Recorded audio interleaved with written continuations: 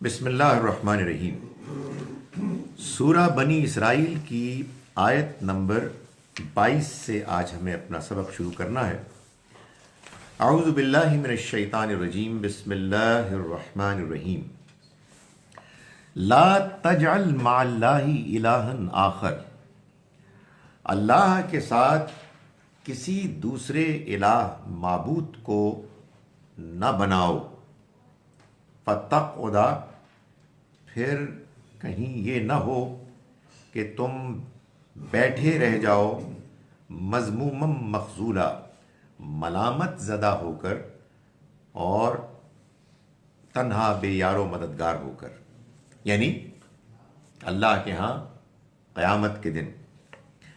ये अब आयत नंबर 22 से लेकर आयत नंबर 39 तक वो मज़मून आ रहा है कि जो आप यूँ समझिए कि कुरान मजीद में जो अखलाकियात का बयान है उसका निचोड़ है। पिछली सूरह मुबारका सूरह नहल और ये सूरा बनी इसराइल, इसको सूरह इसरा भी कहते हैं, ये आपस में जोड़ा सूरतें हैं। और इनके जोड़े होने का एक पहलू मैंने आपको ये बताया था कि सूरह नहल में वही मजमून इख्तिसार के साथ बयान हुआ था अखलाकियात का। आयत नंबर 90 में इन्नल्लाह यअमुरु बिल अदलि वल इहसान व इताइ ज़िल क़ुरबा व यनहा अनिल फ़हशाइ वल मुनकरि वल बग़ी, यहाँ उसकी तफसील है। तो ये उसके जोड़ा होने का एक पहलू है, और भी कई पहलू हैं जो मैंने बयान किए। दूसरी बात यह है कि कुरान में आप ये भी देखते हैं कि आप आगे पीछे जब उसको पढ़ते हैं तो बाज़ उसकी आयात बाज़ दूसरी आयात की तफसीर करती हैं, उसकी और वजाहत करती हैं। तो हमने पीछे याद होगा कि बनी इसराइल के ऊपर जो उनकी तारीख़ में 2 मरतबा अल्लाह की तरफ से उनकी ज़्यादतियों नाफरमानियों की वजह से पकड़ हुई, उसको बयान किया गया। और फिर ये बताया गया कि उसके बाद जब उन्होंने अपना रवैया ठीक किया तो अल्लाह की तरफ से फिर उन पर इनायत और मेहरबानी भी हुई। इसको बयान करने के बाद कुरान ने कहा था आयत नंबर 9 में कि इन्ना हाज़ल कुरान यहदी लिल्लती हिया अक़वम। ये कुरान है अब कि जो रहनुमाई कर रहा है बिल्कुल सीधे रास्ते की तरफ। ये सीधा रास्ता क्या है, ये अब कुरान यहाँ बयान कर रहा है। इसको जब बयान किया अल्लाह ताला ने, तो हम ये देखेंगे कि आयत 22 से लेकर आयत 29 तक कुल मिला के 10 बातें, 10 अहकाम, ये तकरीबन वही हैं कि जो तौरात में भी बयान हुए हैं। और हमारे यहाँ भी बाज़ मुफस्सिरीन का यह ख्याल है कि ये कुरान मजीद के अहकाम अशरा, 10 कमांडमेंट्स। तो ये वो है मकाम। मैं जब कभी अपने यूनिवर्सिटी के शागिर्दों से पूछता हूँ कि तुम्हें मालूम है 10 कमांडमेंट्स क्या हैं, तो 2-3 लोग कहते हैं जी कि फिल्म का नाम है, तो उनको इसके अलावा कुछ नहीं मालूम। तो ये बिल्कुल वही बयान है। ये मैं सिर्फ समझाने के लिए कह रहा हूँ कि मुझे एक मरतबा कोई 400 हिंदुओं को, ऑलमोस्ट 100% या 95% हिंदू थे वो, एक लेक्चर देने का मौका मिला जिसमें मुझे ये बताना था कि व्हाट इज़ मोरालिटी। मैंने कुछ नहीं किया सिवाय इन आयात को अपने अल्फाज में बयान किया बग़ैर ये बताए कि मैं ये कुरान बयान कर रहा हूँ। तो मुझे याद है कि उनमें से जो सबसे बुज़ुर्ग हिंदू थे वो खड़े हुए और उन्होंने कहा जी कि आपने जो कुछ बयान किया है हमें इससे, सर हमें इससे कोई इख्तलाफ नहीं। सर ये जुमला मैं आपकी खातिर दोबारा रिपीट कर रहा हूँ। अच्छा, ये हम सूरह बनी इसराइल की आयत पढ़ रहे हैं जिसमें कि अल्लाह ताला ने मोरालिटी को बयान किया है। तो मैंने एक ग्रुप ऑफ हिंदूज़ को, कुछ 400 के करीब लोग थे, पढ़े लिखे लोग थे, तो मुझे लेक्चर देना था व्हाट इज़ मोरालिटी इस पे। तो मैंने कुछ नहीं किया सिवाय इसके बयान किया। बाहर कहीं? बॉम्बे में। ओके। तो उसमें जब ख़त्म हुआ वो, मैंने ये नहीं बताया कि मैं कुरान से पढ़ रहा हूँ। अच्छा। तो हिंदू, एक सीनियर हिंदू ने खड़े होकर कहा कि आपने जो कुछ बयान किया है हमें इससे बिल्कुल कोई इख्तलाफ नहीं। मोरालिटी जिसको कहते हैं वो इतनी यूनिवर्सल होती है, इतनी ज़्यादा इंसानियत के अंदर वो यकसा है। और कुरान ने ज़ाहिर है जिस तरह से बयान किया है। मैं इसमें एक और बात, ये आपने बाद में बताया कि कुरान नहीं नहीं, मैंने नहीं बताया। मैं बॉम्बे से वापस दिल्ली जा रहा था, पाकिस्तान आना था, तो कुछ सियासत भी तो कोई चीज़ होती है और सर। सलामत आना। ना ना मेरे पास ऐसी ट्रेनिंग थी कि मैं उनको मार सकता था, तो आई आई आई प्लेड स्ट्रेट। सो गुजारिश ये है कि इसमें जो बात बयान हुई वो सर, वो और भी मौके। देखिए मैं आपको बताऊँ एक बात, ये बात तो मैं लोगों को कहता हूँ, आप मुझे भला कहें बुरा कहें, मैं गैर मुस्लिमों से हत्तुल इम्कान बहुत अच्छी तरह मिलने की कोशिश करूंगा, आप सबकी जिम्मेदारी है। मगर आप इस माइंड ना करें, जब मिलूंगा मेरे दिल में ये नियत तो होगी यार इसको ठीक, इसको मुसलमान करना है।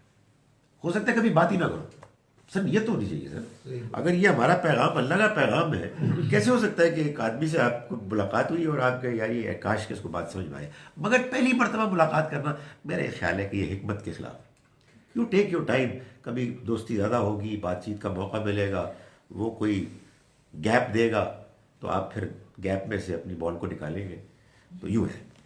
तो मैं गुजारिश ये कर रहा था कि इसमें जो बात बयान हुई है ये बेसिकली मोरालिटी है, मगर इस मोरालिटी के बयान में अव्वल बयान तौहीद का है, आखिर बयान तौहीद का।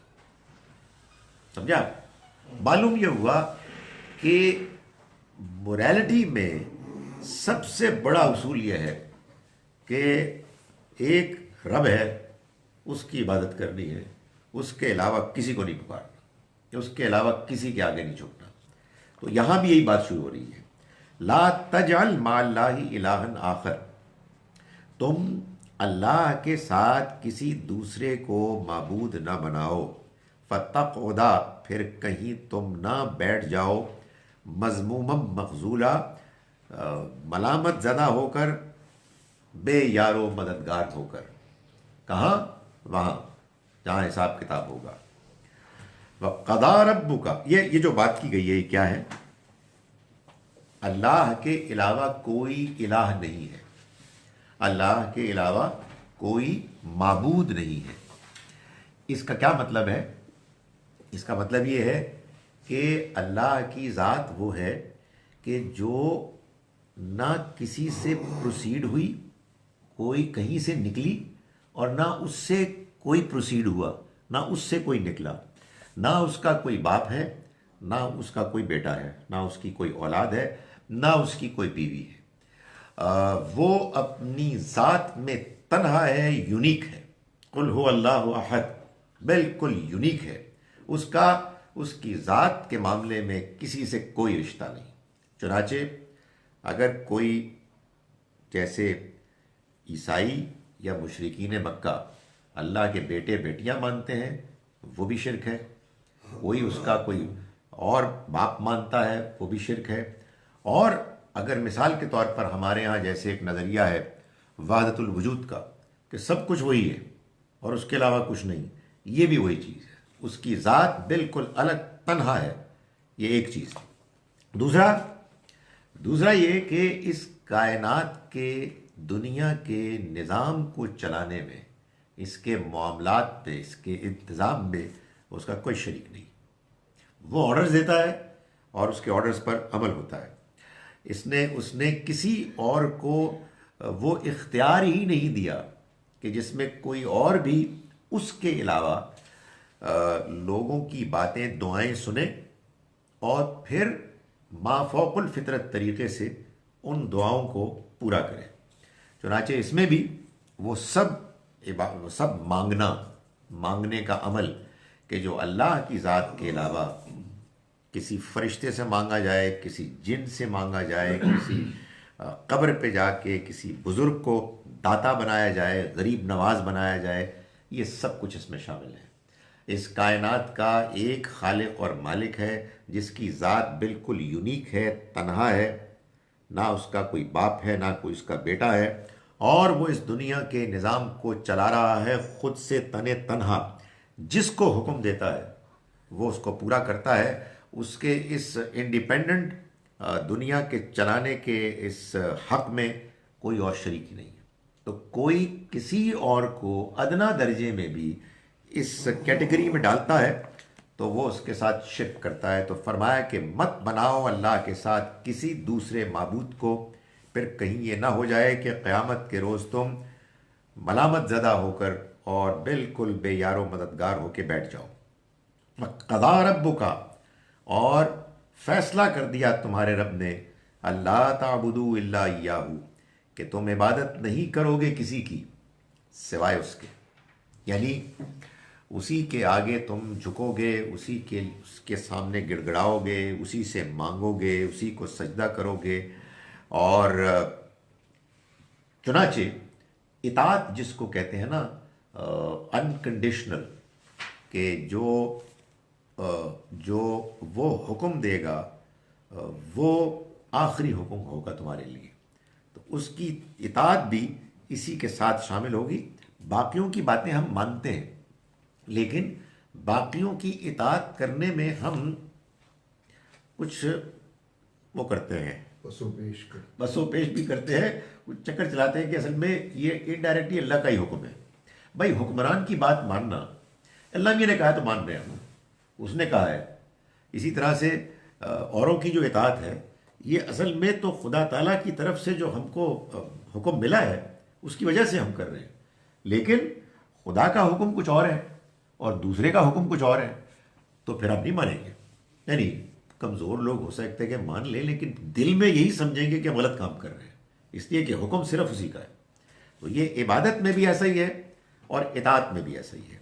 ये उसने फैसला कर दिया, क़ज़ा रब्बुका, तुम्हारे रब ने ये फैसला कर दिया, सुना दिया कि नहीं इबादत करोगे तुम किसी की सिवाय उसके, व बिल वालिदैन इहसाना, और वालिदैन के साथ हुस्न सलूक करोगे, यानी नहायत उम्दा सलूक करोगे। इसमें कोई शुबा ही नहीं है कि मखलूक में जिस हस्ती, जिन अशख़ास का इंसान के ऊपर सबसे बड़ा एहसान है, जो इंसान की हुस्न सलूक का हक़ रखते हैं, वो वालिदैन हैं। वही हैं कि जिनको अल्लाह ने हमारे वजूद में लाने का ज़रिया बनाया, वही हैं कि जिन्होंने हमको पाला पोसा, हमारे लिए कुर्बानियाँ दी और अपने तमाम औक़ात हमारे लिए ख़ास किए, हमारी तमाम तर नातवानियों और ज़रूरतों के होते हुए। लेकिन उनके बारे में जो बात कही गई वो ये है कि उनके साथ हुस्न सलूक करना। वालिदैन सबसे बड़ा हक़ रखते हैं, लेकिन वालिदैन के हक़ से पहले अल्लाह का हक़ है। ये हमारे यहाँ जो एक गलत फहमी मशहूर हो गई कि अल्लाह ताला बंदों के हुकूक को कभी माफ़ नहीं करेगा, अपने हक़ के बारे में वो बहुत लिबरल है। ये बस एक गलत फहमी है जो मशहूर कर दी गई है। दर्द दिल के वास्ते पैदा किया इंसान को, वरना तात के लिए कुछ कम न थे कर रूबियाँ। वैसे तो खैर इस शेर के बारे में ये भी एक जुल्म किया जाता है कि कहते हैं कि इकबाल का शेर है। इकबाल के साथ काफ़ी ज़्यादती होती है। इकबाल की ये तस्वीर होती है ये वाली, और नीचे एक बिल्कुल घटिया सा शेर होता है जिसका अल्लामा इकबाल से कोई ताल्लुक़ ही नहीं होता। नामुमकिन है कि इकबाल को कभी ख्वाब में भी कोई शेर आया हो, लेकिन वो शेर ढलते। तो ये शेर भी इकबाल का नहीं है, लेकिन वो शेर हो या ना हो, अल्लाह का ये फ़ैसला है कि अल्लाह की इबादत यही हमारा ज़िंदगी का मकसद है। वमा खलक़तुल जिन्ना वल इंस इल्ला लियाबुदून, मैंने नहीं बनाया जिन्नों को ना इंसानों को मगर इस मकसद के लिए कि वो मेरी इबादत करें। तो ये जो अपनी तरफ से फ़लसफ़ा बयान करना कि बंदों के साथ आप ठीक हो, अल्लाह अपने गुनाह माफ़ कर देगा, ये असल में दीन में एक तब्दीली कर रहा है। ये तो धांधली है। और अल्लाह ताला ने यह फरमाया कि किताब के एक हिस्से को तुम मानो और एक को ना मानो, ये बहुत बड़ा जुर्म है। लेकिन मैं ये हमेशा ये कहता हूँ कि लोगों को जब गलत फहमी होती है मज़हब में, मिसाल के तौर पर, तो उस गलत फहमी की कोई वजह होती है। आपको याद होगा अभी पिछले दिनों मैंने एक बात यहाँ भी बयान की थी कि ये बात कि नबी सल्लल्लाहु अलैहि वसल्लम मुसलमानों की शफात करेंगे और वो बच जाएंगे। ये गलतफहमी बड़ी गलतफहमी है, कुरान के बिल्कुल ख़िलाफ़ है कि मुसलमानों को आपकी शफाअत के नतीजे में चाहे उन्होंने कुछ भी किया हो उनको छुट्टी मिल जाएगी, फारिग हो जाएंगे, कामयाब हो जाएंगे। लेकिन इस गलतफहमी की एक वजह है, वो मैं बयान कर चुका। तो इस गलतफहमी की भी एक वजह है, यानी एक सही बात को गलत समझकर मशहूर कर दिया गया। और शैतान यही करता है कि एक बात है कि जो आपने गलत समझी, समझने की कोशिश की गई लेकिन वो गलत समझी, और फिर वो गलत फहम जो है वो आपको पसंद आ गया, वो मशहूर हो गया। वो गलती क्या हुई? देखिए, बात ये है कि अल्लाह ताला ये बताते हैं, ये वाज़ेह फरमाया अल्लाह ताला ने कि वो हर गुनाह माफ़ कर सकता है, शिर्क नहीं करेगा। ये कुरान की आयत है। उधर है दर्द दिल के वास्ते, और इधर है इन्नल्लाह ला यगफिरु अन युशरका बिही, अल्लाह नहीं माफ़ करेगा इसको कि उसके साथ शरीक ठहराया जाए। व यगफिरु मा दूना ज़ालिका मन यशा, और इससे कमतर वो जो भी गुनाह है चाहेगा तो माफ़ कर देगा। इतनी वाज़ेह स्टेटमेंट कुरान में मौजूद है, और लोग कहते हैं कि अल्लाह ताला को अपने हुकूक से कोई दिलचस्पी नहीं है, यानी वो ऐसे ही माफ़ कर देगा। गलतफहमी क्यों हुई? गलतफहमी इसलिए हुई कि अल्लाह ने यह तय किया है कि अगर कोई शख्स गुनाह करेगा, बड़े से बड़ा, शिर्क हो, कत्ल हो, जिना हो, कोई और, वो माफ़ कर देगा, बशर्ते कि बंदा तौबा करे। तौबा करेगा सिद्क़ दिल के साथ तो बड़े से बड़ा गुनाह माफ़ हो जाएगा, यानी शर्मिंदा होगा, अल्लाह की तरफ पलटेगा, अपनी इस्लाह करेगा। मगर इसमें जो गुनाह उसने बंदों के मामले में किए होंगे उनको माफ़ करने के लिए यह ज़रूरी है कि जिस बंदे के साथ ज्यादती हुई है वो भी माफ़ करे। इसलिए कि वो तौबा सही तौबा हुई ही नहीं कि जिसमें आपने बंदे के साथ ज्यादती की और अल्लाह मियां से कह रहे हैं कि मुझे माफ़ कर दे, और वो ज्यादती वहीं की वहीं है। गाड़ी चोरी करके आप ले गए और उसके बाद उसी गाड़ी पे आप जा रहे हैं मोटरवे पे इस्लामाबाद, और इस्तगफिरुल्लाह कर रहे हैं, तो अल्लाह मियां क्या कहा, पहले गाड़ी तो वापस कर। तो आपको पहले उस बंदे से माफ़ी मांगनी है, तो वो माफ़ करेगा तो आपको माफ़ी मिलेगी।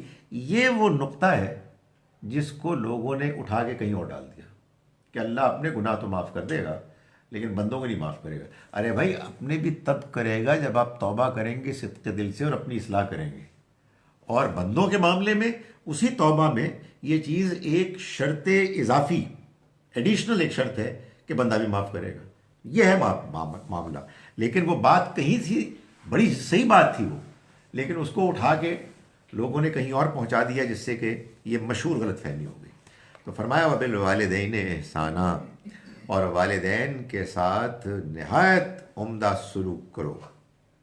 इम्मा यबलुगन्ना इंदकल किबर, अगर तुम्हारे पास उनमें से कोई बुढ़ापे को पहुंच जाए, अहदुहुमा, उनमें से कोई एक, औ किलाहुमा, या दोनों, फला तकुल लहुमा उफ़िन, तो तुम उनको उफ़ न कहो, वला तनहरहुमा, और न ही उनको डांटो झिड़को, वक़ुल लहुमा क़ौलन करीमा, और उनके साथ अदब के साथ बात करो, तहज़ीब तमीज़ के साथ बात करो। ज़ाहिर है कि वालिदैन की ये हैसियत हमेशा से, वालिदैन की ये हैसियत औलाद में के अंदर बचपन से लेके बड़ी उम्र तक जब बच्चे होते हैं, हर स्टेज पे ऐसा ही होना चाहिए।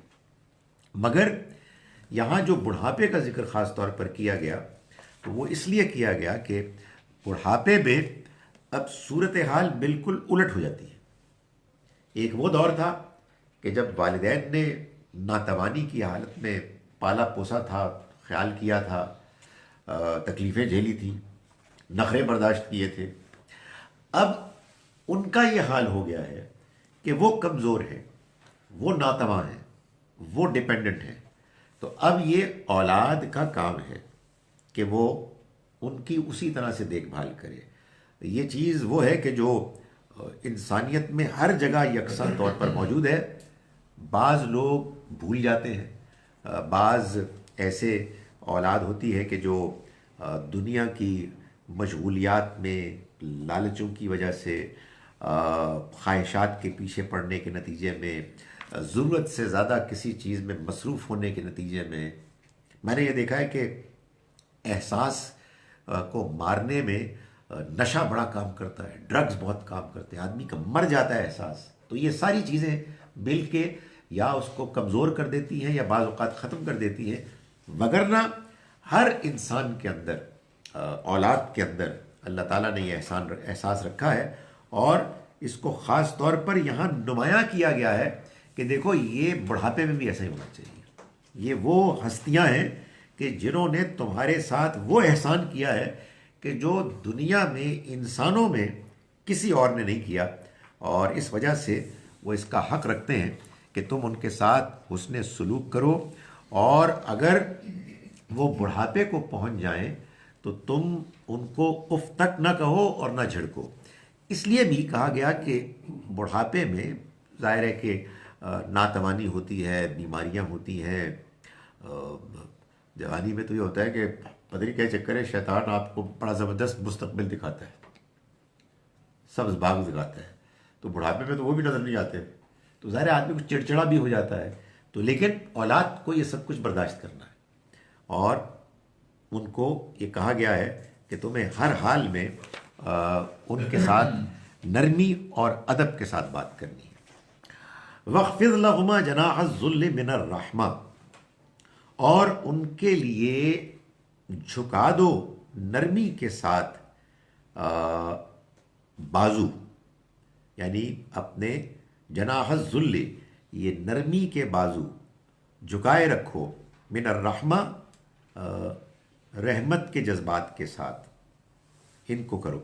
ज़ुल है आजजी, यानी आजजी के साथ झुकाओ, नरमी के जज्बात के साथ, यानी ये गोया कि यूँ कहा गया है कि जैसे परिंदा होता है ना कोई, वो अपने छोटे जो बच्चे होते हैं उनको वो परों के नीचे वो एक देते हैं प्रोटेक्शन, तो ऐसे ही प्रोटेक्शन का एहसास हो वालिदैन को, और उनके लिए नरमी से आजजी के बाजू झुकाए रखो।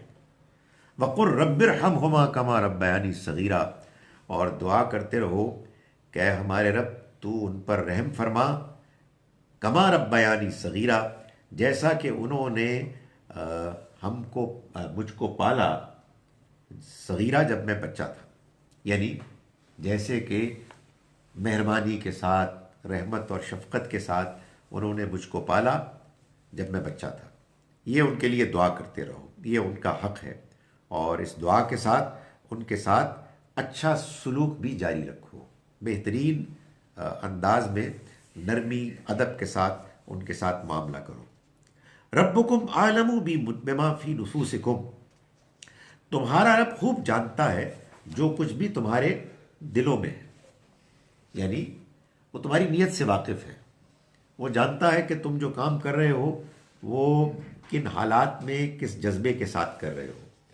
इन तकूनु सालिहीन, अगर तुम सालेह हो, अगर तुम नेक होगे, सादतमंद होगे, फ़इन्नहु काना लिल अव्वाबीना गफूरा, तो वो दरगुजर करने वाला है उनको कि जो अव्वाब है, बार बार पलटने वाले हैं, बार बार रुजू करने वाले हैं।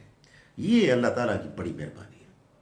अल्लाह ताला इतनी तारीफ़ करता है अव्वाब और तव्वाब इनकी, ये जो रुजू करते हैं, जो पलटते हैं। और इसकी ज़रूरत क्या पेश आई भाई? अगर आप फरिश्ते हैं, सारा वक्त आप आइडियल बिहेवियर पे पूरी तरह से मशगूल हैं, तो फिर आपको पलटने की ज़रूरत ही कोई नहीं है। मालूम यह हुआ कि इंसान है ना, तो इंसान से गलती तो हो जाती है।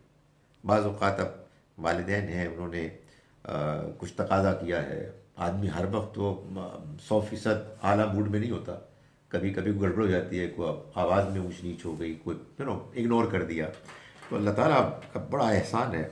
वो कहता है कि वो जानता है, वो कहता है कि वो जानता है तुम्हारे दिलों में क्या है, यानी तुम बागी नहीं हो, तुम फर्माबरदार हो, तुम खिदमत गुजार हो, वो जानता है।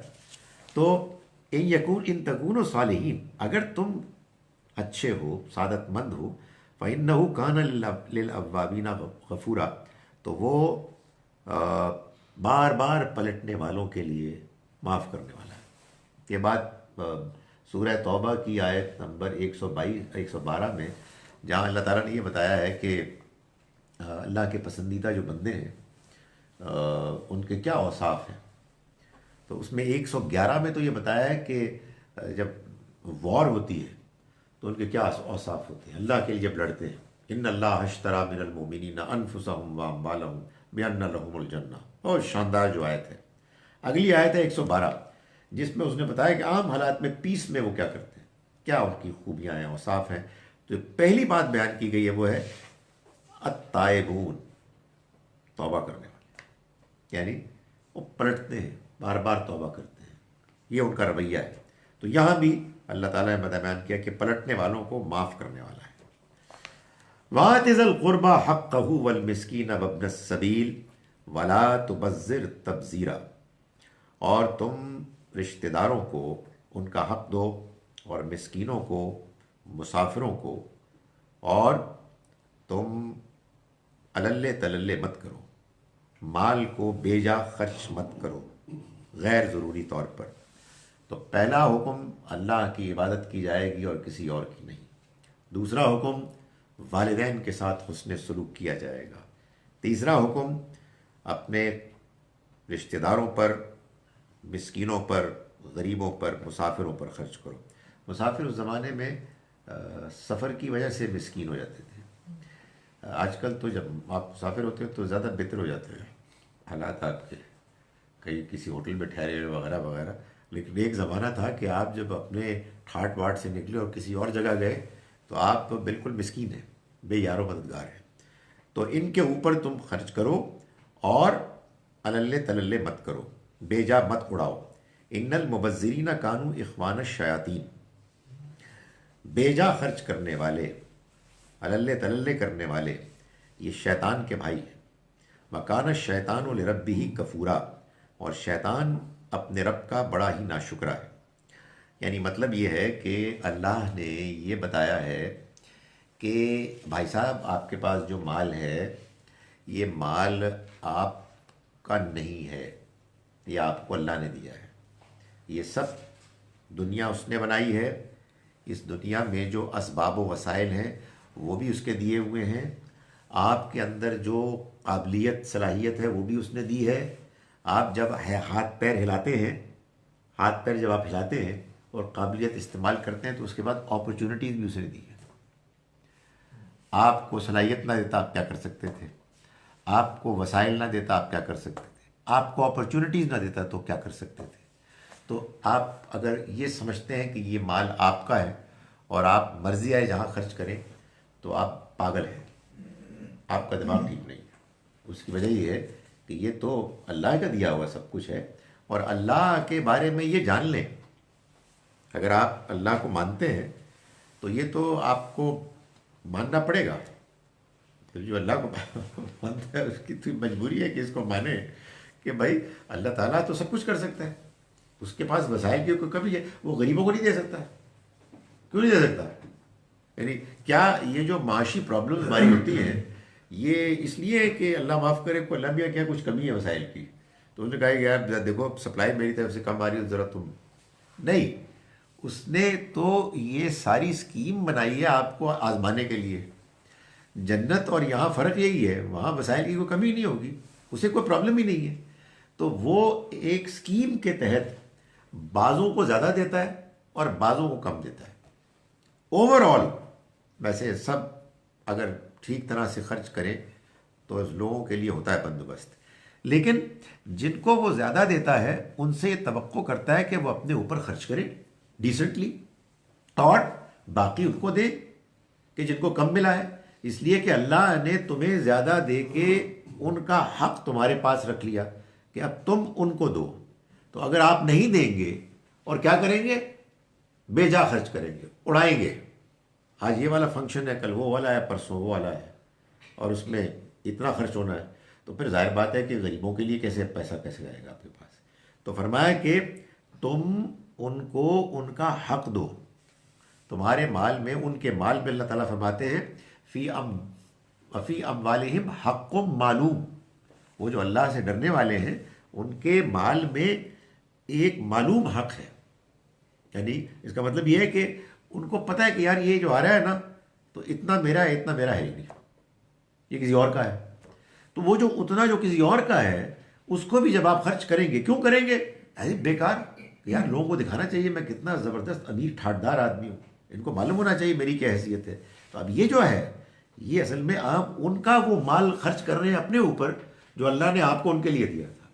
यानी आपको बनाया था दरमियान में होल सेलर, रिटेलर, आपने खुद खाना शुरू कर दिया, तो वो जो बेचारे कस्टमर थे उनके पास किधर से आएगा? सारा दुकानदारी खा गया। तो ये अल्लाह ताला फरमा रहे हैं कि ये देखो तुम फजूल खर्ची मत करो। इसको अल्लाह ताला ने इतनी सख्ती से, देखिए दो ही तरीके हो सकते हैं आदमी के माल दूसरों पर खर्च ना करने के।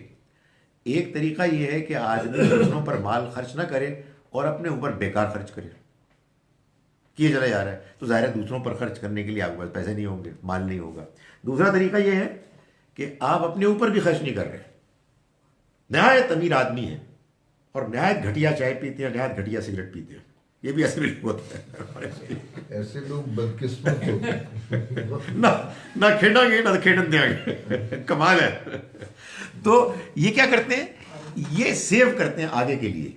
तो वो जो आगे के लिए सेव करने वालों के बारे में अल्लाह ताला ने बताया है कि वो जो माल सेंध के रोकते हैं उनको अल्लाह ताला वही सोना वही चांदी उनको वो तापेगा, पिघलाएगा और दागेगा उनकी पेशानियों पर, पीठों पर, और ये कहेगा कि हाजा मा कनस तुम ले अनफुसिकुम, ये है जो तुमने अपने लिए सेंता जमा किया। तो ये माल असल में अल्लाह ताला ये बता रहे हैं कि ये माल अपने ऊपर अच्छा खर्च करो यार। मतलब ये ना हो कि बंदा कमा रहा है और शक्ल से बिल्कुल मिस्कीन लग रहा है। अपने ऊपर अच्छा खर्च करो, लेकिन उसके बाद एक हिस्सा तुम दूसरों को दो। अगर ऐसा नहीं करोगे तो फरमाया कि ये लोग शैतान के भाई हैं और शैतान अपने रब का नाशुक्रा है। नाशुक्रा है यानी मतलब ये है कि वो तो एक्नॉलेज ही नहीं करता कि ये मुझे अल्लाह ने दिया है, ये उसके मेरे रब का है।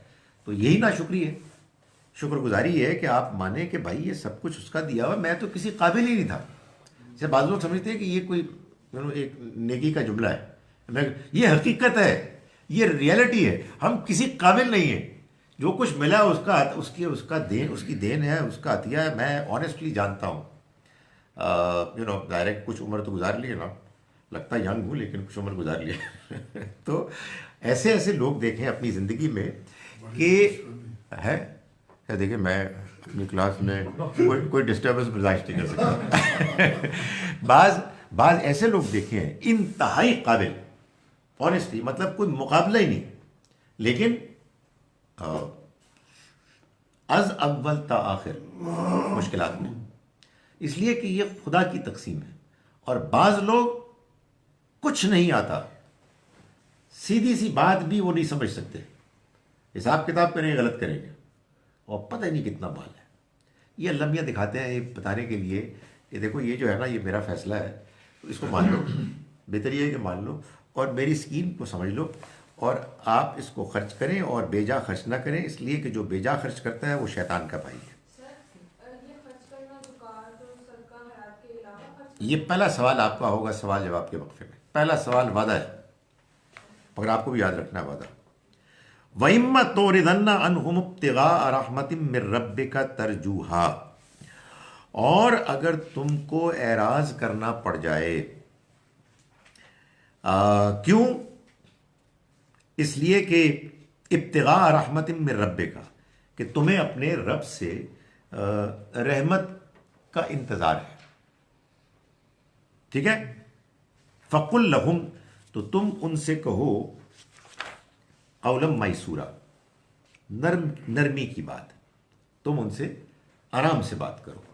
यानी ऐसा होता है ना, एक बंदा आया आपके पास, उसने कहा जी मेरी ज़रूरत है और वाकई आपको प्रॉब्लम्स है, खुद आपकी ज़रूरत है। तो एक तरीका है बंदा का, यार तब बकवास आदमी है, निकल जाओ यहाँ से, मैं तुम्हें क्या दूँ यार, मेरे पास खुद कुछ नहीं है, मांगने आ जाते हैं। नहीं, ये नहीं करना। असल में मालूम होता है कि अल्लाह ताला को ज़ाहिर को पैसों की ज़रूरत नहीं है, अल्लाह ताला को आपके एटीट्यूड की ज़रूरत है। आपका एटीट्यूड सही होना चाहिए। तो कभी ऐसा हो जाए कि तुमको एराज करना पड़ जाए, सॉरी करनी पड़ जाए, सॉरी क्यों? इसलिए कि तुम अपने रब की रहमत के खुद उम्मीदवार हो। तो यार वो चेक ही नहीं आ रहा यार, वो आना था, वो कंटेनर वो आ ही नहीं रहा। तुम्हें खुद उम्मीद है ना, ये चेक, ये कंटेनर, ये फसल, ये मुलाजमत, यही तो अल्लाह की रहमत है।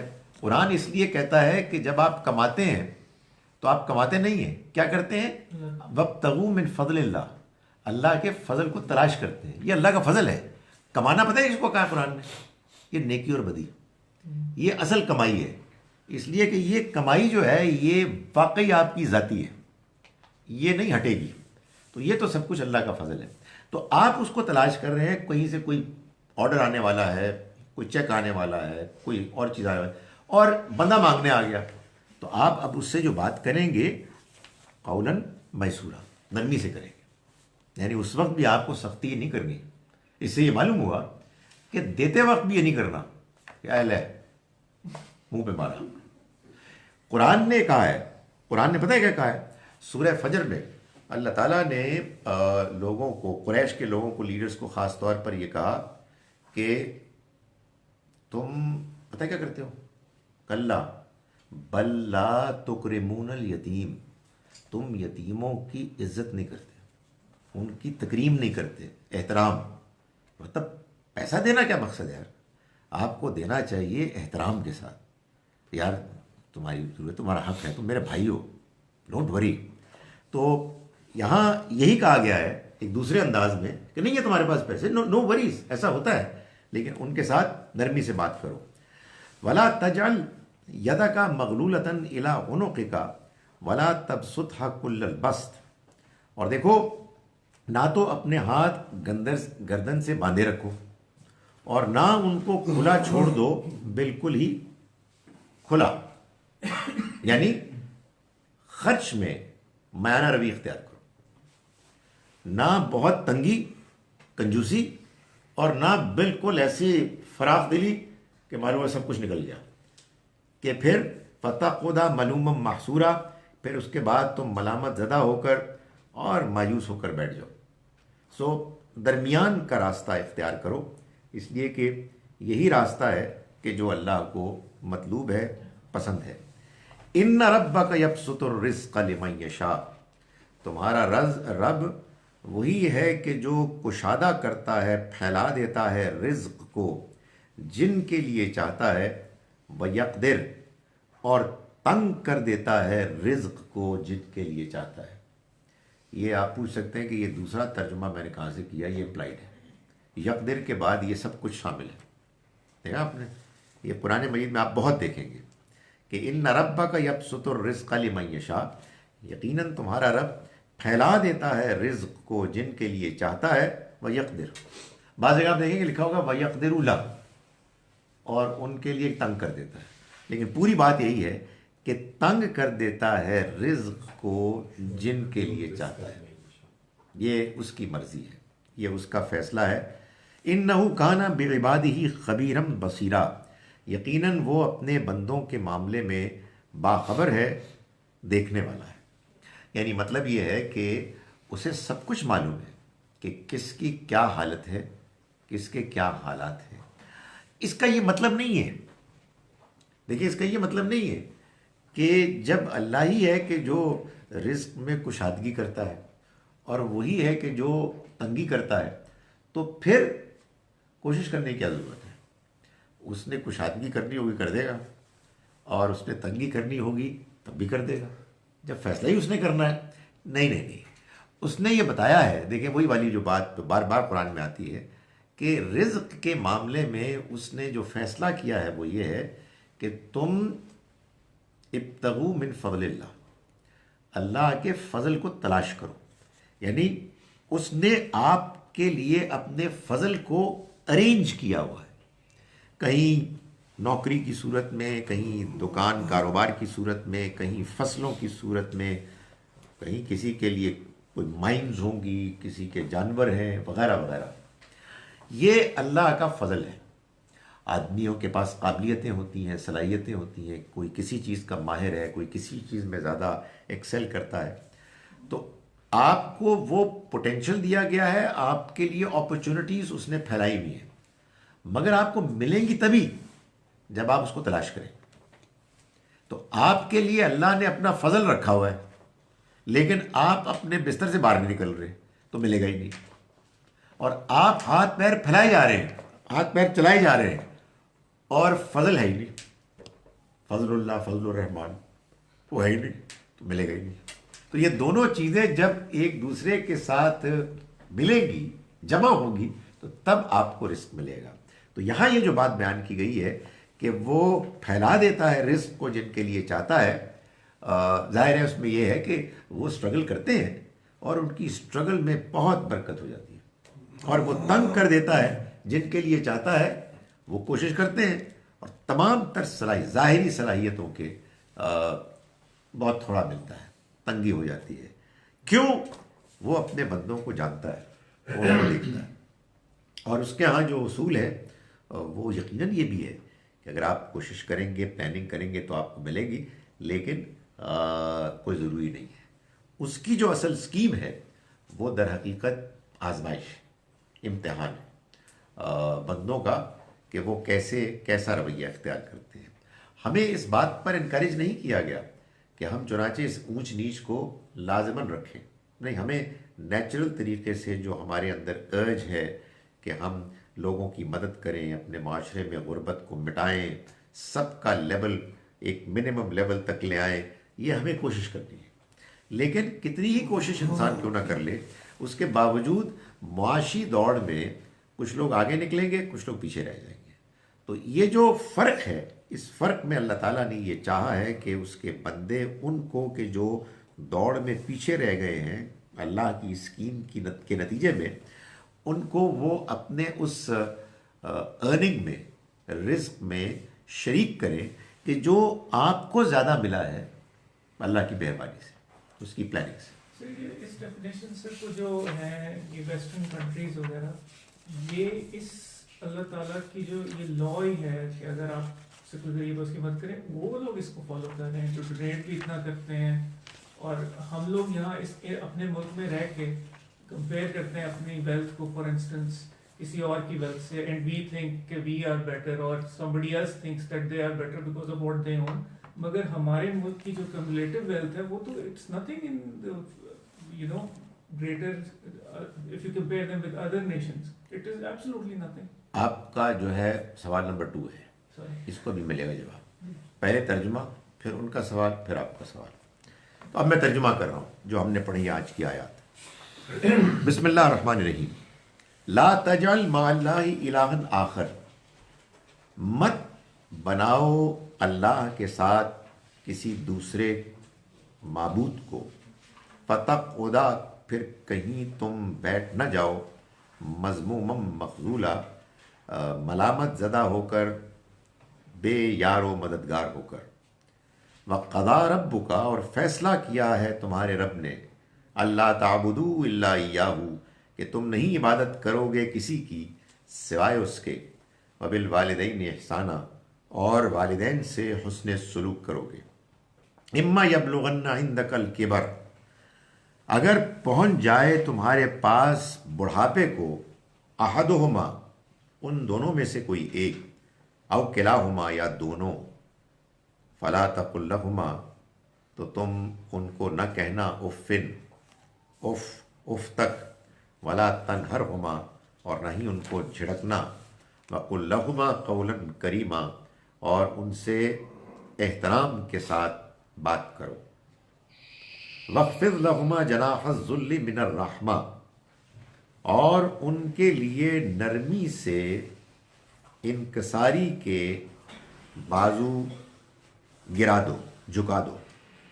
वक़ुर रब्बिरहमहुमा कमा रब्बयानी सगीरा, और दुआ करो, दुआ करते रहो, ऐ मेरे रब तू रहम फरमा उन दोनों पर जैसा कि उन्होंने पाला मुझको जब मैं छोटा था, मुझे बचपन में पाला, यानी उम्दा तरीके से पाला। रब्बुकुम आलमु बिमा फी नुफूसिकुम, तुम्हारा रब खूब जानता है जो कुछ भी तुम्हारे दिलों में है। इन तकूनु सालिहीन, अगर तुम अच्छे होगे, अगर तुम सादतमंद होगे, फ़इन्नहु कान लिल अव्वाबीना गफूरा, तो वो तो पलटने वालों को के लिए, पलट कर वापस आने वालों के लिए मुआफ़ करने वाला है। वातिज़ल क़ुरबा हक़्क़हु, और दो रिश्तेदारों को उनका हक़, वल मिस्कीन वब्नस सबील, और मिस्कीनों को और मुसाफिरों को, वला तुबज़्ज़िर तबज़ीरा, और अलल्ले तलल्ले न करो, बेजा खर्च न करो। इन्नल मुबज़्ज़िरीन, यकीनन बेजा खर्च करने वाले, कानू इख़वान शयातीन, शैतान के भाई हैं। वकान शैतान लिरब्बिही कफूरा, और शैतान अपने रब का बड़ा ही नाशुक्रा है। वइम्मा तुरिदन्ना अन्हुम, और अगर तुम्हें एराज़ करना पड़ जाए उनसे, इब्तिगा रहमतिन मिर रब्बिका, अपने रब की रहमत के इंतज़ार में, अपने रब की रहमत की उम्मीद में, तरजूहा, जिसके तुम उम्मीदवार हो, फ़कुल लहुम, तो तुम उनको कहो क़ौलम मैसूरा, नरमी के साथ बात। वला तजअल यदका मग़लूलतन, और ना तुम अपने हाथों को बांध दो, इला उनुक़िका, अपनी गर्दन के साथ। वला तबसुतहा कुल्लल बस्त, और ना ही तुम उसको पूरी तरह खुला छोड़ दो। फतक़उदा मलूमम महसूरा, फिर कहीं तुम बैठ जाओ मलामत ज़दा होकर, मायूस होकर।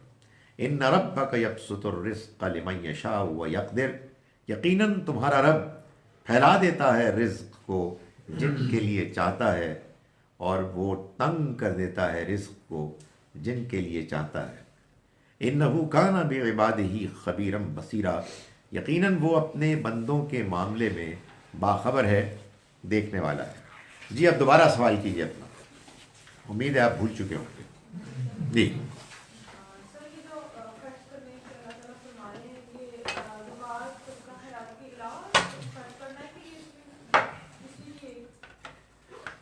कुरान मजीद से मालूम होता है कि अल्लाह का हक जो बंदों पर है उसमें कम से कम ये है कि आप ज़कात दें।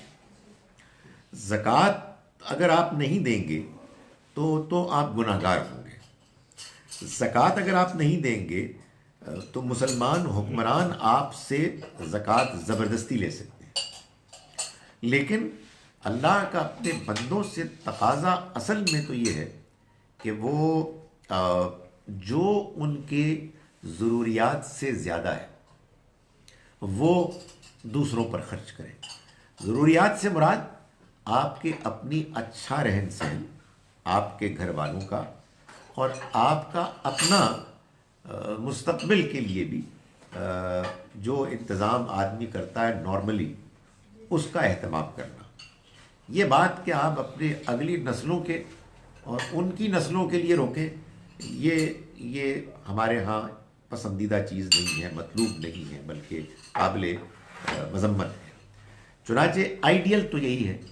कुरान मजीद ने इसी को बयान किया है कि यसअलूना का माज़ा युनफ़िक़ून, या आपसे पूछते हैं कि कितना खर्च करें। क़ुल आफ़, आप कह दीजिए जो भी ज़रूरत से ज़्यादा है। लेकिन बाज़ ऐसे मुआशरे होते हैं कि जिस पे आपने ज़कात दे दी और मुआशरा ठीक है, खाता पीता है, कुछ लोग कम स्टैंडर्ड ऑफ लिविंग रखते हैं, कुछ ज़्यादा रखते हैं, नो प्रॉब्लम, देना चाहें बहुत अच्छी बात है, देना चाहिए।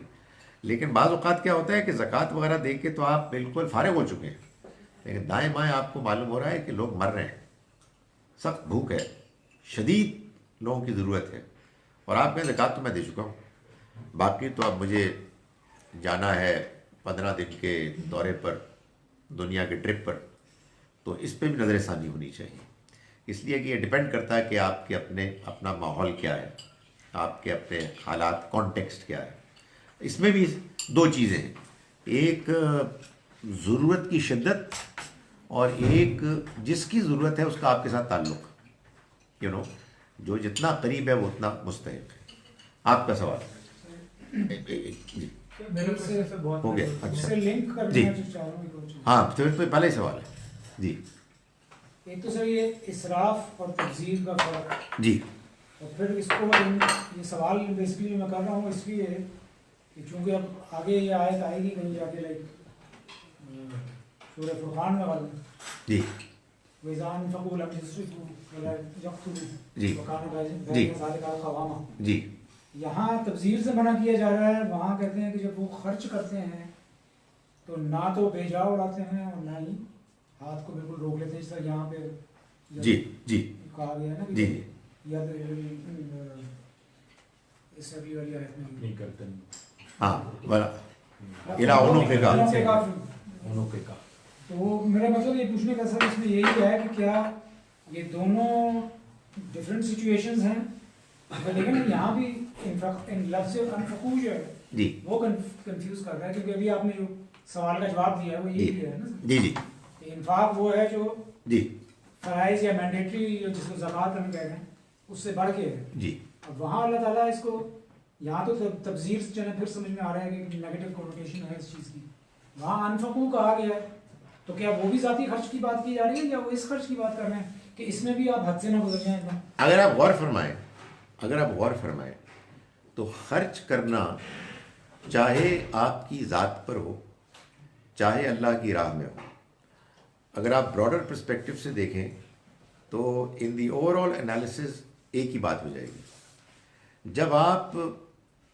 खर्च करेंगे म्याना रवी के साथ तो फिर आप इन्फाक भी करेंगे म्याना रवी के साथ। जब आप खर्च करेंगे बेजा तो फिर यहाँ से मार पड़ेगी। बिल्कुल सही है। तो इसलिए वो जो वहाँ जो बात की गई है ना, वो आप चाहे इस पहलू से लें कि भाई ये जो आप खाने पीने पे करते हैं, कपड़ों पे करते हैं, कुछ सैर तफरी पे करते हैं, इसमें मैना रवि रखें, तो वो आपसे आप ये बात निकलेगी कि एक हिस्सा उन लोगों को चला जाएगा कि जो मुस्तहिक़ हैं। तो इसलिए it can be understood either way. मैं उसमें सूरह फुरकान में जो बात बयान हुई है, मैं उसको अभी तक ज़ाती अखराजात ही के लिए हिदायत समझता हूँ, जिसका कि ये नतीजा ये निकलता है कि फिर आप अल्लाह की राह में खर्च में भी एक मैना रवी का रास्ता इख्तियार करेंगे। जी फजूल खर्ची डॉक्टर साहब इस बेसिकली ये जो इसराफ या फजूल खर्ची isn't it a relative absolutely right. क्योंकि कुछ लोग अभी हम लोग समझते हैं कि कोरोला गाड़ी GLI लेना वो भी एक इसराफ है, पर कई लोग BMW भी ले लेते हैं, मर्सिडीज भी ले लेते हैं। वो कहते हैं कि भाई हमने कोई फजूल खर्ची तो नहीं की। तो ये फजूल खर्ची को तो इंडिकेट करना या स्पेसिफाई करना it might be very difficult. Sir बात यह है कि अल्लाह ताला एक तरफ फजूल खर्ची को कंडेम कर रहे हैं और दूसरी जानिब फजूल खर्ची को डिफ़ाइन नहीं कर रहे। इसकी भी वजह है, अगर सब कुछ डिफ़ाइन हो जाता तो फिर मैं और आप ये गुफ्तगू ही नहीं कर रहे होते। अल्लाह ताला ये चाहते हैं कि आदमी इस बारे में वरी करे और अपने खर्च करे और फिर कहे यार करना चाहिए था, नहीं करना चाहिए था। कभी ज़्यादा करेगा, कभी कम करेगा, डिस्कशन करेगा, हालात देखेगा। मालूम होता है कि अल्लाह ताला ये चाहते हैं कि इंसान ये करे, और मालूम होता है कि अल्लाह ताला ये चाहते हैं कि इसमें लोगों का आपस में कंपटीशन हो। मालूम होता है कि इस मामले में कोई आगे निकलेगा, कोई पीछे रह जाएगा। मालूम होता है कि इसके नतीजे में कोई अबू बकर बनेगा, कोई उमर बनेगा। आप मालूम है कि हज़रत उमर और हज़रत अबू बकर रज़ियल्लाहु अन्हुमा में ये एक कंपटीशन था। हज़रत उमर कहते थे कि यार हमेशा ही आगे निकल जाते हैं। तो वो तबूक के मौके पर उन्होंने कहा कि मेरे पास बड़ा माल था, मैं आधा ले आया, तो मालूम हुआ कि पूरा घर को साफ करके आ गए। तो ये कंपटीशन मालूम होता है कि अल्लाह ताला चाहते हैं कि हो, और ये हो नहीं सकता था अगर वो कहते कि 57% फुल स्टॉप, 43% अपने ऊपर खरीद, तो ये तो बड़ी बुरी बात होती। तो उसने एक कमाल किया है कि एक जानिब मिनिमम बता दिया है और उसके बाद मोटी मोटी हिदायत दे दी है, और उसने चाहा है कि लोग फिर इसके बारे में सोचें, वरी करें, डिस्कस करें और तय करें। सर ये बिल्कुल ये नहीं कि आपने परफेक्ट इस मेरा जो क्वेश्चन था उसका आपने जवाब दे दिया। सर एक चीज़ मुझे प्लीज़ काइंडली बता दें कि आपके ख्याल में क्या ये सही है कि हम अपने मुल्क में चलें, अगर एग्जांपल ले लें, किसी मस्जिद में जाते हैं तो मोस्टली वो बहुत अच्छी कंडीशन में होती हैं, better than the average condition of an average house in Pakistan, ये फॉर अ फैक्ट है। मगर वहाँ जो लोग आते हैं नमाज पढ़ने, उनकी ना कई दफ़ा कपड़े पूरे होते हैं, ना कुछ इस तरह गंदी हालत में होते हैं, मगर वो अल्लाह ताला की वजह से आते हैं। तो सर हमारे माशरे में क्या हमें इस तरह की मस्जिदें बनाने में सवाब की वजह से लोग, प्लीज इसको जरा देखें, क्या आप देखते हैं? मस्जिदों के बारे में तो हमारे यहाँ अनफॉर्चुनेटली पहले दिन से ये गफलत हुई है कि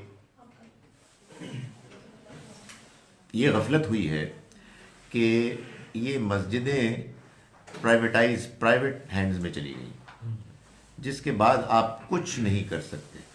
ये मस्जिदें रियासत, हुकूमत, हुक्मरानों को बनानी चाहिए, उन्हीं को चलानी चाहिए। ये किसी का ना इख्तियार है और ना किसी की जिम्मेदारी है, इसलिए आप इसमें कुछ नहीं कर सकते। लोग कहते हैं कि भाई हम गरीब रहेंगे, मस्जिदें हमारी शानदार होनी चाहिए, क्या कर लेंगे आप? तलकीन ही करेंगे ना आप। आई एग्री विद यू कि बात यह है कि अगर लोग गरीब हैं तो यार उनकी गुर्बत को दूर करो, उनके हालात अच्छे होने चाहिए। एक अच्छा खाता पीता आदमी जो नमाज पढ़ेगा उसके अंदर ज़्यादा तवज्जो होगी, ज़्यादा इम्कान है। तो इंसान की नमाज में तवज्जो ये कोई मस्जिद के शानदार होने से नहीं पैदा होती। अल्लाह का घर है, जैसा भी है साफ़ सुथरा रहना चाहिए। तो मैं समझता हूँ कि इस मामले में जो हमारे यहाँ आम तौर पर गफलत कोताही हुई है वो ये है कि पहले दिन से इस बारे में तवज्जो नहीं हुई कि हमको अपने माशरे, अपने मुल्क में इबादत गाह को कभी किसी प्राइवेट ग्रुप को बनाने और चलाने की इजाज़त नहीं देनी चाहिए। इसलिए कि एक तो यही होगा यार, एक ही मोहल्ले में 3-3 अजानें आ रही होती हैं, 4-4 अजानें आ रही होती हैं और मुख्तलिफ़ फ़िरक़ों की मस्जिदें हैं। और दूसरा ये कि फ़िरक़े वारियत आप ख़त्म नहीं कर सकते। मतलब आप कैसे ख़त्म करेंगे? आपका जी चाहेगा मस्जिद बनाएंगे तो आप अगर देवबंदी हैं या बरेलवी हैं आप अपनी बनाएंगे, मैं अगर अहले हदीस हूँ मैं बनाऊँ, कोई शिया है वो अपनी बनाएगा। तो ये तो नहीं ख़त्म हो सकता है। स्टेट की मस्जिद है तो कुछ भी नहीं हो सकता। स्टेट की मस्जिद असल में अल्लाह की मस्जिद होती है। जी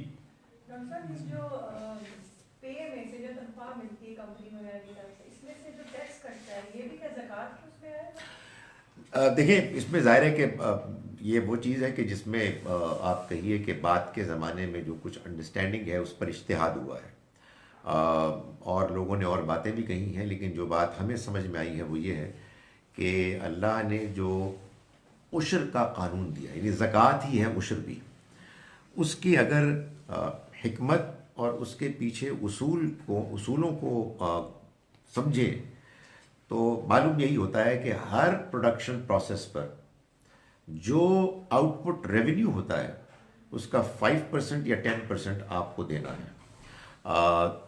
5% और 10% में फ़र्क किस तरह से होगा? अगर आपने जो चीज़ प्रोड्यूस की है उसमें आपने अपनी मेहनत के अलावा अपना सरमाया भी लगाया है तो आपको 5% देना है, लेकिन अगर सिर्फ मेहनत है तो आपको 10% देना है। इसमें भी ज़ाहिर बहस हो सकती है। बाज़ लोग कहते हैं जी कि वो जो हमने एजुकेशन वाला पे खर्च किया है वो हमारा सरमाया है और जो हम मेहनत कर रहे हैं हमारी मेहनत है। अब जाहिर है कि जब तक कि ये बाकायदा कोई हुक्मरान फैसला नहीं करता, अपना ही इज्तिहाद करेंगे, लेकिन I think to be on the safe side इसको 10% ही मान लेना चाहिए। तो अब आप क्या करेंगे? आप अपनी तनख्वाह, अपने जेवरात वगैरह सेविंग्स पर जो ज़कात बनती है, चाहे वो सेविंग्स पर 2.5% हो, चाहे आपकी मुलाजमत पर 10% हो, उसका अलग से एक खाता रखेंगे। पूरे साल में आपने ये तय किया कि जितनी मेरी सैलरी है और जितने मेरे सेविंग्स हैं उन सबको मिला के वो ज़कात बनती है 1.5 लाख, और ये मेरा जो टैक्स है ये को बन रहा है 1 लाख, तो बाकी जो 50,000 है वो दे दें। मेरा जवाब ये है कि जी ऐसा ही है कि आप उसको ज़कात टैक्स से मिन्हा कर सकते हैं। जी क्या पूछते हैं बच्चे? के ज़हन में ये बात नहीं आती कि अल्लाह एक है, वो पीछे ढूंढते हैं कि कैसे एक हो सकता है, नहीं वो शुरू कहाँ से हुआ, अच्छा कैसे हुआ? देखिए, बात यह है कि उनको ये बताना चाहिए कि देखो, हम जिन चीज़ों के बारे में भी सवाल करते हैं कि इसको किसने बनाया, इसका बनाने वाला कैसा है, हम घरों को देखते हैं तो हम कहते हैं यार बड़ा बड़ा अच्छा डिज़ाइन का घर है, तो इसका कौन था जो इसका डिज़ाइनर है, किससे आपने इसकी कंस्ट्रक्शन करवाई, मेज़ है, गाड़ी है, वगैरह वगैरह। तो आपके जहन में ये सवाल पैदा ही शय को देखकर होता है कि उसका बनाने वाला कौन है। अल्लाह को तो अभी हमने देखा ही नहीं, तो इसलिए वो सवाल ही नहीं पैदा होता। यानी ऐसा नहीं है कि हर चीज़ का कोई बनाने वाला होना चाहिए, नहीं, हर बनाई हुई चीज़ का कोई क्रिएटर होना चाहिए। अल्लाह से मुलाकात के बाद आप फैसला कर सकते हैं कि वो बनाई हुई चीज़ है या उसको कोई बनाने वाला हो नहीं सकता। तो इसलिए मेरा ख्याल है कि उनसे कहें कि let's wait for a meeting with him, तो उसके बाद फिर ये सवाल उठाएंगे। सर क्या ज़बरदस्त आपने जवाब और मेरा जवाब भी नहीं है। सर ये बच्चों के साथ बिल्कुल इस तरह की वाकयात मेरे ख्याल में आजकल के बच्चे जो बहुत ज़्यादा। घर में ये बहुत सारे हाँ, सवाल उठते हैं, उनको समझाएं ना। बहन ने बिल्कुल सही ये सवाल किए, क्योंकि बिल्कुल इसी तरह के सवालात से हम दो चार होते हैं, हमें खुद भी आते हैं। खुद भी आते थे। हम भी तो बच्चे ही हैं। और बच्चे सब हैं। अभी आपने जो शुरू में बात की मोरालिटी की, जी जी, मैं ये सोचता हूँ कि तमाम रिलीजन में मोरालिटी को बड़ी अहमियत दी है। Absolutely. ऑल द रिलीजन्स, वो रिलीजन भी जो जो अ, जो एथीस्ट हैं वो भी Oh, yes. कहते हैं मोरालिटी पर। तो इस मामले में प्योरली ऑन दिस अकाउंट इस्लाम की क्या यूनिकनेस है? सर इस्लाम की दो चीज़ें हैं, बल्कि तीन, ज़्यादा जोर लगाऊँ तो सोचे चौथी भी आ जाए, लेकिन तीन ही पे अभी इत्तेफाक करते हैं। पहली यूनिकनेस ये है कि हम एथीस्ट से ये कहते हैं कि ब्रदर्स एंड सिस्टर्स, ये जो मोरालिटी पूरी दुनिया में यूनिवर्सल है, इसकी वजह पता है क्या है? एक ही क्रिएटर है, there is only one designer, therefore the design is the same. दूसरी बात हम उनको ये बताते हैं, हमारी यूनिकनेस, मैं आपको बताऊं कि सारा रिलीजन ईमानियात प्लस प्रैक्टिस है ही मोरालिटी। रिलीजन का दूसरा जवाब, वजह क्या थी कि किस हमें मुसीबत में डाल दिया। झूठ बोलना बुरी बात है, सच बोलना अच्छी बात है, झूठ बोलना आसान है, सच बोलना मुश्किल है, डाका डालना चोरी करना बुरी बात है, मेहनत से कमाना अच्छी बात है, मेहनत से कमाना मुश्किल है, चोरी करना आसान है, बेहयाई बुरी बात है, शराफत के साथ रहना अच्छी बात है। ये एक मुश्किल में डाल दिया ना। तो उसका जवाब ये है कि इस दुनिया में अल्लाह आजमा रहा है, आखिरत में उसका नतीजा निकलेगा। तो एक चीज़ से पूछना चाहिए कि ये तो हमारा जवाब है, उसी को जवाब दे दो। और तीसरी चीज़ जो रिलीजन की यूनिकनेस है या आपका ये कॉन्ट्रीब्यूशन है, वो ये है कि मोरालिटी यूनिवर्सल है। बहुत सी चीज़ें हैं जो सब जगह कॉमन है। बाज़ जगहों पर इंसान कंफ्यूज हो जाता है, डिबेट करता है, अनक्लियर होता है। रिलीजन ने उसमें शरीयत के ज़रिए से बाज़ चीज़ों में फ़ैसला सुना दिया। इसकी एक बड़ी अच्छी एग्जांपल रिबा, यानी कारोबार में धोखा नहीं देना, कारोबार में झूठ नहीं बोलना, कारोबार में वादा खिलाफी नहीं करनी, ये यूनिवर्सल है। मैं किसी को कर्ज दे के पाबंद करूं कि तुमने लाजिमन मुझको मेरी असल और उस पर इजाफा देना है, इसमें डिबेट है। तो इसमें रिलीजन यानी अल्लाह ये कहता है कि मैं अखलाक के बाज़ मामलात में तुमको ये बता रहा हूं कि ये मेरा फैसला है। बंदा मर गया, पीछे उसके माल रह गया, आप ऐसे ही चले गए तब झगड़ा, ऐसे ही बगैर किसी वसीयत के चले गए तो तब झगड़ा, और वसीयत करके जाए तो आप पर लान तान होगी। चला गया बुढ़ा, उसको दे के चला गया, हमें कुछ भी नहीं दिया, है ना एक मुसीबत। खुदा ताला ने कहा कि मैं तुम पीछे हो जाओ, मैं ये फैसला करके सुना रहा हूं। अब खुदा का फैसला है जो नाफिज हो जाता है, तो अब कोई किसी को क्या ब्लेम करेगा। तो ये चंद चीज़ें हैं हमारे यहाँ। असल में ये है रिलीजन की कंट्रीब्यूशन। रिलीजियस लोगों की क्या कंट्रीब्यूशन है, उन्होंने इतनी ज़बरदस्त रिलीजन की एडवांटेज को सत्यानाश कर दिया। उन्होंने कहा जी कि ईमान नाम है आंखें बंद करके बिला वजह जज्बाती होके बड़ों की बात मानना। यानी कुरान समझा समझा के बता रहा है भाई अल्लाह को मानते हैं इसलिए उसके दलाइल हैं, आखिरत को मानते हैं इसलिए उसके दलाइल हैं, रिसालत को मानते हैं दलाइल। तो वो रिलीजन की कंट्रीब्यूशन तो बड़ी है, लेकिन रिलीजियस लोगों ने उस कंट्रीब्यूशन को ज़ीरो कर दिया। इसी तरह से क्या शानदार शरीयत थी। शरीयत को अगर आप नोट करें ना अभी, तो कुछ चंद आइटम्स हैं, उनको गिना जा सकते हैं। उस शरीयत को हमारे उलमा ने समझा और उसके उसूल बयान किए और उसकी मिसालें दी। वो अब अगर कोई 15-20 शरीयत के आइटम थे, वो बन गए हैं 15,000 20,000, जिसको आप कहते हैं फ़िक़्ह, और लोग कहते हैं ये भी शरीयत है। तो कहने का मकसद ये है कि रिलीजन की सारी एडवांटेजेस जो है ना, हमने एक एक करके छीन लिए। उसके बाद अब हम एक मजहबी टोला है। वरना मैं ये कहता हूँ यार, अभी मुझे कल एक जगह, आज अभी एक जगह कोई इंतकाल हुआ, तो मुझे कहा गया कि आप कुछ करें, दुआ करें, कुछ बोलें। कल फिर मुझे एक जगह करना है, और मैं यही कहता हूँ यार कि ये हमारे दीन के पैगाम का कितना बड़ा कंट्रीब्यूशन है कि दुनिया में ये खुशखबरी फैला दो कि मौत पर ज़िंदगी ख़त्म नहीं होती है, ज़िंदगी आगे भी है। वालिदैन, बच्चे, रिश्तेदार आपस में मिल जाएंगे। ये कितनी बड़ी बात है। मौत बहुत बड़ी प्रॉब्लम है। मौत ने मायूसी पैदा की हुई है, लोग डरे हुए हैं, लोग इसको नहीं फेस करना चाहते। हमारे दीन ने उसके बारे में जो बात बयान किया, ये आसमान से आई है, लोगों को आप सुनाएं।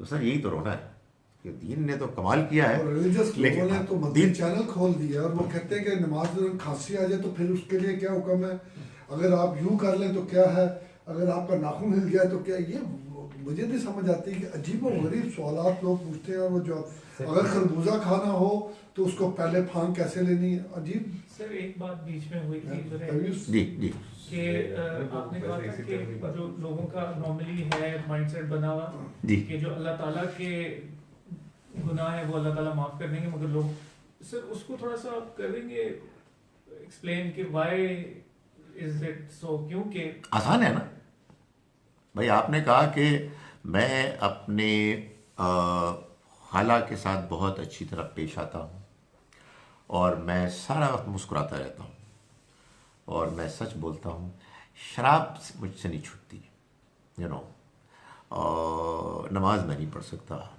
रोज़ा इज़ डिफ़िकल्ट, औरत के मामले में ज़रा मैं कमज़ोर हूँ, मगर इंशाअल्लाह अल्लाह ताला माफ़ कर देगा। तो ये है, यू नो। इसी सिलसिले में सर अभी आपने एक विवाह का जिक्र जी। किया और आप हमेशा एक सवाल उठता है कि जो इंटरेस्ट हम बैंक में डिपॉजिट कराते हैं पैसे और उस पर जो हमें इंटरेस्ट आता है जी, तो ये क्या सूद है? क्योंकि इसमें तो एक्सप्लॉयटेशन नहीं है, इसमें तो आपने बैंक को दिए, बैंक खुद कह रहा है कि मैं आपको इससे ज़्यादा दूंगा, तो बैंक तो एक ऐसे इंडिविजुअल नहीं है, आप उसको एक्सप्लॉइट नहीं कर रहे, तो इसमें तो एक्सप्लॉयटेशन का प्रिंसिपल नहीं आता, तो क्यों हम इसको रिबा? देखिए, बाज़ औक़ात जवाब आदमी ऐसा टाल मटोल का देता है कि ना सवाल करने वाले को पता लगता है क्या हुआ और जवाब देने वाले को पता लगता है। इसका जो जवाब मैं इस वक्त दे रहा हूँ वो ये है कि इंतज़ार फरमाइए। मैंने कुछ क्लिप्स किए हैं इस मामले में, वो अनकरीब मंजर-ए-आम पे आ जाएंगे, मगर इख्तिसार से जवाब ये है इस बैंकिंग वाले मामले में कि इसके दो एस्पेक्ट्स हैं। एक तो ये कि अगर आपको बैंक से जो रिटर्न मिल रही है वो इन्फ्लेशन के रेट के बराबर या कम है तो मसला ही कोई नहीं है। अगर ज़्यादा है तो फिर ये एक मसला है, जितना वो ज़्यादा है। क्यों मसला है? इसलिए कि देखिए, बैंक हो या कोई भी कारोबार हो, उसके दो डिफरेंट एस्पेक्ट्स होते हैं अकाउंट्स के, उसकी बैलेंस शीट के। एक एसेट साइड होती है और एक लायबिलिटी साइड होती है। बैंक की जो एसेट साइड है, जहाँ से वो कमा रहा है, वहाँ से वो सूद ले रहा है, वहाँ से रियल सूद ले रहा है, एक्सप्लॉयटेटिव सूद ले रहा है, जिसमें उसने ये पाबंद किया हुआ है कि आपकी बिजनेस अगर भाड़ में भी जाए तो मुझे लेना है। तो असल में क्या हो रहा है कि आपको खुश दिली से एक इदारा कुछ पैसे दे रहा है कि जिसको आपने पैसे दिए, मैं सिर्फ समझाने के लिए उसको ज़रा मुबालगा करके बयान कर रहा हूँ, और उधर पता लगा कि वो इदारा जो है सब डाके डाल रहा है। तो इस वजह से इससे हमें बचना है। ये ज़रा मैंने थोड़ी सी एग्जैजरेशन की है, लेकिन मैं समझाने के लिए कर रहा हूँ कि वहाँ प्रॉब्लम है कारोबार में। अच्छा, ये मुझे आप इजाज़त दें कि मैं इनको अब ज़रा डील कर लूँ, वरना मेरी नौकरी जाएगी। Just heard sermon of an alim who said that when you make a dua, do not say it in your heart, say it aloud or in such a way that your lips move. Is this right? मेरे ख्याल में तो दिल में मांगने में भी कोई हर्ज नहीं है। इन्नहु अलीमुम बिज़ाति सुदूर, वो तो सीनों के भेदों से भी वाकिफ़ है। तुम चाहे ऊंची आवाज़ में पढ़ो चाहे धीमी में पढ़ो, इससे कोई फ़र्क नहीं पड़ता। अल्लाह तो हर चीज़ से वाकिफ़ है। इस वजह से गालिबन उन्होंने ये कहा होगा कि नमाज में आप जब पढ़ें तो आप इतना ऊंचा पढ़ें कि आपको सुनाई दे। ये हमारे यहाँ बात जो कही जाती है इसमें एक हिकमत है, सुनने में इंसान ज़्यादा इन्वॉल्व होता है। कभी आप पुराने मजीद पढ़े ना और सिर्फ आंखों से पढ़े तो वो पढ़ना ज़रा एक निस्बतन कमज़ोर पढ़ना होता है, और अगर आप पढ़ते हैं चाहे वो बहुत ही धीमे अंदाजी में क्यों ना हो, लो उसकी वॉल्यूम पिच क्यों ना हो, लेकिन बहरहाल उसका असर ज़्यादा होता है।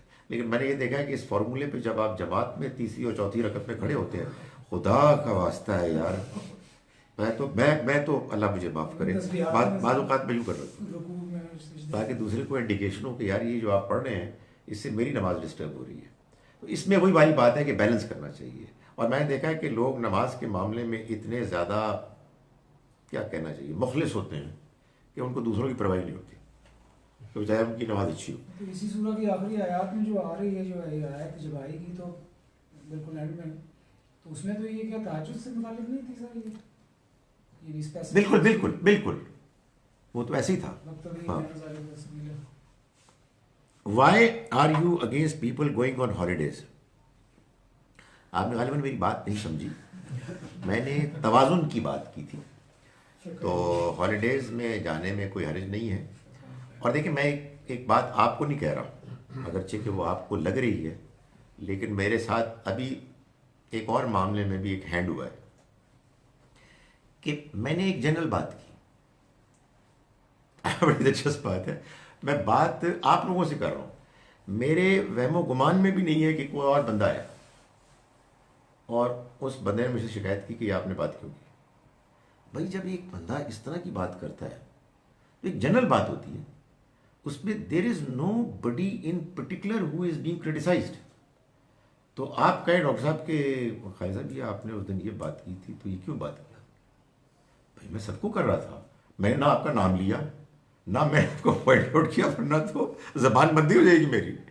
तो गुजारिश ये है कि ये मैं उन विजिट्स की बात कर रहा था जिसमें लोग अय्याशी करते हैं। कोई आदमी दिल बहलाने के लिए जाता है और वो उसके नतीजे में अपनी ज़िंदगी में एक बैलेंस रखता है, उसके मैं कहाँ खिलाफ बात कर रहा हूँ। सो हर बात का अपना एक कॉन्टेक्स्ट पर्सपेक्टिव होता है। मौलवी साहब should not use left hand while taking tea और वाटर। आप देख रहे हैं ये मैं आपको सल्यूट कर रहा हूँ, पता है क्या, ये मैं राइट हैंड से कर रहा हूँ, आपको लग रहा है मैं लेफ्ट हैंड से कर रहा हूँ। सर जी ये कसूर जो है ना ये फेसबुक का है कि इसमें मिरर इमेज आता है। मैं अल्हम्दुलिल्लाह राइट हैंड ही से पीता हूँ। इनका है जिन्होंने पता है पहले देखा नहीं कि इमेज रिवर्स आता है। मैं असल में मैं हमेशा इसका ऐलान करता था, लेकिन जाहिर है कि it's very kind of you, मेरा ख्याल है लोग सेंसिटिव है। अच्छा जनाब, what's the connection between people passed away and us in this world? I see my relatives in my dreams. देखें जो रिलेटिव आपको ड्रीम में नजर आ रहे हैं वो असल में यूं किस्सा है कि अल्लाह ने उनके इमेज को आपके ख्वाब में आपको दिखा दिया या आपने उनको खुद इमेजिन कर लिया। वो तो जहां है वहां है। बहुत ज़्यादा इम्कान ये है कि हमारा उनके साथ कोई कनेक्शन नहीं है। वो एक आलम है जिसको आलम बरज़ख कह देते हैं, यानी वो हमारे और आखिरत के दरमियान एक दरमियान की फेज़ है। आपको अगर अल्लाह ताला कुछ इमेजेस दिखा रहा है उसमें कोई पैगाम हो सकता है, लेकिन ये कि वो लिटरली खुद आ रहे हैं नहीं, ऐसा नहीं है। Please see my other questions. भाई अदर क्वेश्चंस कहाँ देखूँ मैं? यहाँ देखूँ? बड़ी अच्छी एग्जांपल दी थी ना। हाँ वो हुजूर की के साथ वाले बिस्तर में बेगम लेटी है, तो उनसे पूछे ना आप रात को तशरीफ लाई थी ख्वाब में? आप थी उधर, फिर वो आपको बताएंगे थी नहीं। It's a really आपने point to शफात के मामले में हमारी एक बड़ी गलतफहमी दूर कर दी। तर्जुमा सेशन से भी बहुत फ़ायदा होता है। अल्हम्दुलिल्लाह, अल्हम्दुलिल्लाह। What if the person who has been wronged is no longer accessible, has migrated or died, and there is no trace of his family? How can repentance or तौबा be done in such cases? देखिए, ये भी आपने बड़ा अच्छा सवाल किया। इसमें मेरी एक अंडरस्टैंडिंग है और आपको कोई ज़रूरत नहीं कि आप उसको माने, मगर सुन लें आप उसको। मैं ये समझता हूँ, मेरी ये ऑर्डिनरी ओपिनियन है कि असल में पता क्या है, असल में तो है आपकी मुखलिसाना तौबा दोनों ही सूरतों में, अल्लाह के साथ ज्यादती की सूरत में भी और बंदों के साथ ज्यादती की सूरत में भी। जब बंदों के साथ ज्यादती की सूरत में आप तौबा करते हैं और बंदा जिंदा होता है तो लाजिमन अगर वो मुखलिसाना है तो आप जाके उससे माफ़ी मांगेंगे। अच्छा, आपने जाके उससे माफ़ी मांगी और उसको कहा कि यार ये गाड़ी वापस ले ले और मैं आप तुझे 1 लाख रुपया और देता हूँ जो मैंने ज्यादती की, वो कहता है मैं नहीं माफ़ करता, तो मेरा ख्याल है अल्लाह में उसको पकड़ेंगे। पागल आदमी, वो तुमसे माफ़ी मांग रहा है, यार गलती हो गई, मैं माफ़ कर देता हूँ अपने गुनाह, तो तुम्हें क्या हो रहा है? तो इसमें भी अल्लाह ताला एटीट्यूड देखेंगे। और मेरा ये ख्याल है कि अक्सर केसेस में अगर तौबा मुखलिसाना होगी तो वो उस बंदे का दिल भी नरम कर देंगे और माफ़ी कबूल करवा लेंगे। और अगर बंदा अकड़ गया तो फिर उसको पकड़ लें तो क्या, व्हाट वाज योर प्रॉब्लम यार? तो गुजारिश ये है कि वो ढूंढे उसके लवाहिकीन को, उसके लिए दुआएं खैर करे, उसके नाम पे कोई काम कर दे वगैरह वगैरह, अल्लाह ताला इंशाअल्लाह ज़रूर माफ़ करेंगे। ये तो ऐसे ही समझाने वाली बात है। How did your Hindu attendee agree with you about not doing शिर्क? I am surprise my self. मेरा ये ख्याल है कि ये हमारे यहाँ एक बहुत बड़ी गलतफहमी है कि सारे हिंदू मुशरिक होते हैं। हिंदू बहुत से मैंने ये देखे हैं कि वो तौहीद को मानते हैं और तकरीबन उसी तरह की डंडी मारते हैं तौहीद में जैसे मुसलमान मारते हैं। मेरे एक डिस्कशन हुई अपने एक हिंदू दोस्त से और मैंने उसको कहा कि मुझे आपका शिर्क समझ में नहीं आता। तो उन्होंने कहा कि जहीर साहब, वो जहीर बोलते हैं, जहीर साहब ये मुझे बताएं कि ये जो आप लोग जाते हैं मज़ारों पर तो ये क्या है? हमारे नज़दीक तो ये एक डाक खाना है जहाँ से आप ख़त भेजते हैं। तो मैंने कहा जी कि हमारे जो वो जाते हैं वो भी गलत जाते हैं। तो उन्होंने कहा जी मैं ऐसे ही हम भी करते हैं, मगर उन्होंने इसमें बहस नहीं की कि असल में वही है। ये तो देखिए बात ये है कि नबी अकरम सल्लल्लाहु अलैहि वसल्लम हमसे कोई 1400-1500 साल दूर, तो आपकी तालीमात फ्रेश है।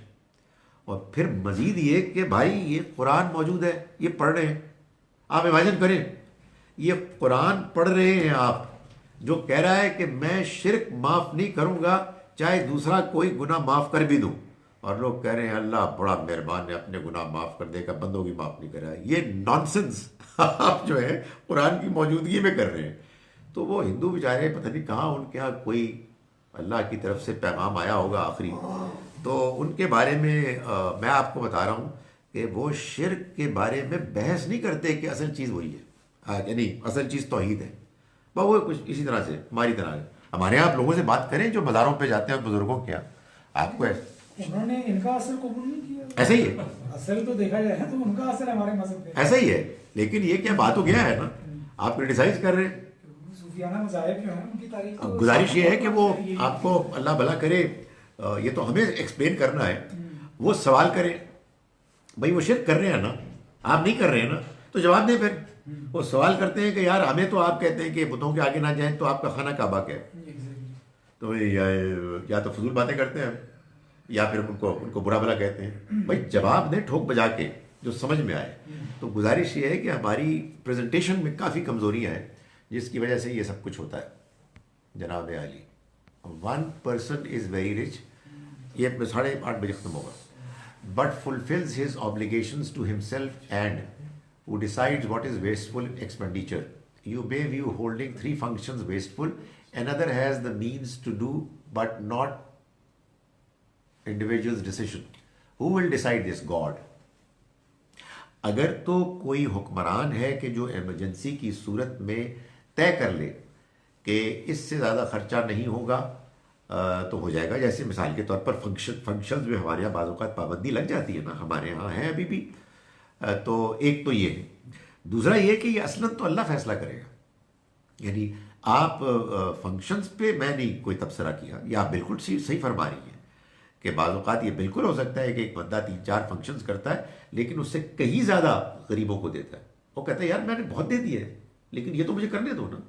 ऐसे हैं लोग, मैं जानता हूँ ऐसे बात लोगों को जो बहुत खर्च करते हैं अपने ऊपर, अपनी फैमिली पर, लेकिन हकीकत ये है कि वो गरीबों पर बहुत ज़्यादा खर्च करते हैं। तो अब उनके लिए ये फजूल खर्ची, आई डोंट नो, तो मैं ये गुजारिश कर रहा हूँ, ये रिलेटिव है, तो डिसाइड करने दें। मेरा क्वेश्चन है जी हमारे मास्टर से रिलेटेड ना। सर, ये जो आप बात जिन लोगों की एग्जांपल दे रहे हैं, they are probably like in the top tier of our society, financially at least.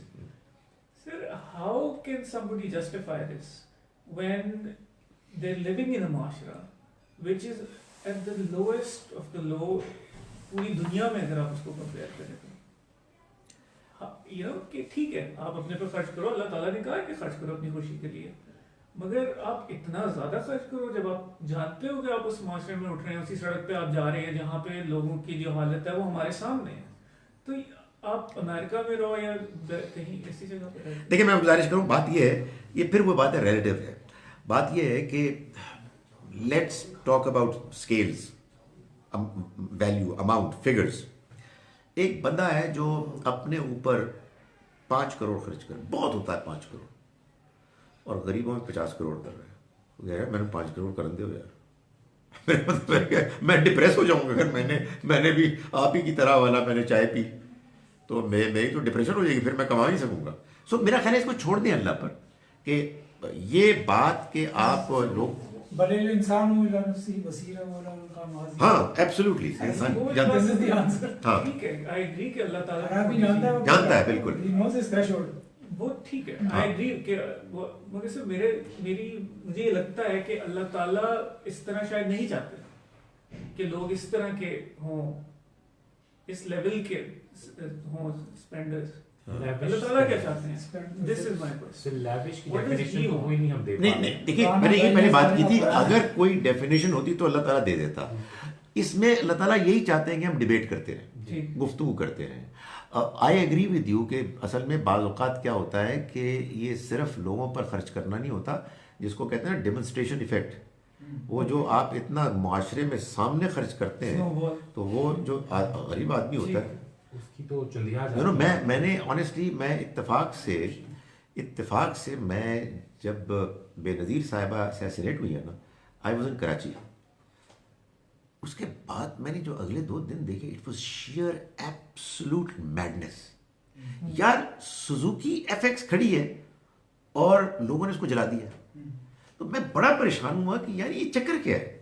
तो मुझे ख्याल हुआ कि यार जो एक आदमी 2 वक्त की रोटी नहीं है ना जिसके पास, वो उसका गुस्सा है ये। तुम्हारी ऐसी की तैसी, हाँ तुम्हारी ऐसी की तैसी। गाड़ी वाले जो चाहे सुजुकी वाला है वो उसके लिए तो वो यूं हुआ है। वो अच्छा भला वो यार एक रेलवे स्टेशन था वो सिंध में, बड़ा जबरदस्त किसी ने काम किया था, सारा जला दिया।